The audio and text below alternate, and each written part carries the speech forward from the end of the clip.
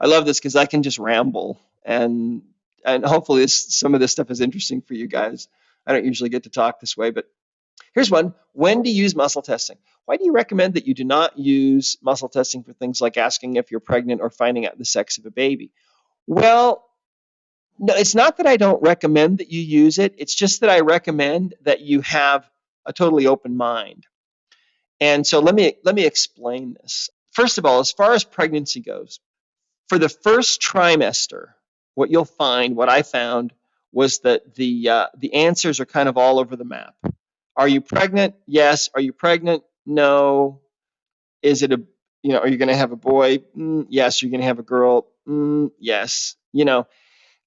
First 3 months, the answers are kind of all over the map. After that, those answers will solidify, and you'll be able to get really clear answers. Okay, provided that you don't have a real serious vested interest.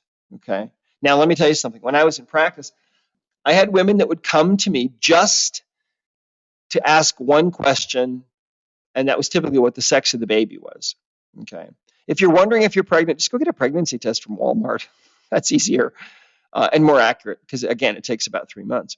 But after the first trimester is over, during those years, I was about 98% accurate, just testing to see what the sex of the baby was. I didn't have a vested interest in whether the baby was going to be a boy or a girl. And when I would test the person, I would talk to them. When I was testing a woman, I would say, okay, now listen, you need to have an open mind about, ultimately, do you really care if this baby is a boy or a girl? Because if you really do, if you're really dead set on having one sex or the other, then that will probably skew the testing. But so this is what I recommend for you to do. If you're testing a woman to see what the sex of the baby is going to be, just let them know, hey, if you have a vested interest, if you're dead set on having a girl or a boy, or you're hoping for it to come out a certain way, then it'll skew the test. All right. So you need to just decide right now that you are completely unattached and it's completely okay with you whether it's a boy or a girl. If you do it that way, if they're unattached and you're unattached, then chances are you're going to get a good answer, especially if it's, again, after the third or the first trimester. Let me tell you how, and some of you have probably heard the story, but for those of you who haven't, my wife had this experience where after we had our twins are 26 now, but after she had the twins, they were probably about 2, and I mean, life was crazy. I was at work all day. She was dealing with 2 little girls and then these twin boys, probably a girl that was, I don't know, 4 or 5, and another girl that was 6 or 7, and then these twin boys. And having twins, the work level doesn't double. It's like it increases geometrically. And so she was she was just sitting there thinking one day, I'm done. I'm not going to have any more kids. That's it.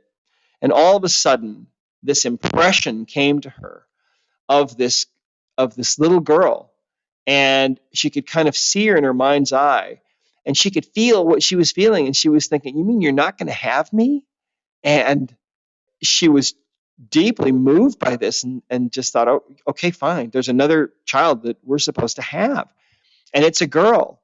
So she told me about it, and I thought, okay, well, that's fine, great. So a while later, she got pregnant, and we thought, okay, well, this is the girl that we're supposed to have, and awesome. And so, we started thinking about girl names early on.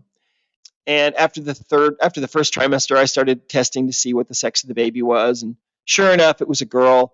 All the way along, whatever testing we did, it was a girl. She had the baby at home, and so I was right there when the baby was born.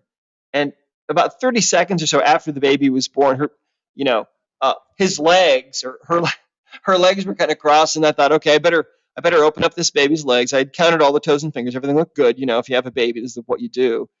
And I thought I better just open up her legs and make sure everything looks okay.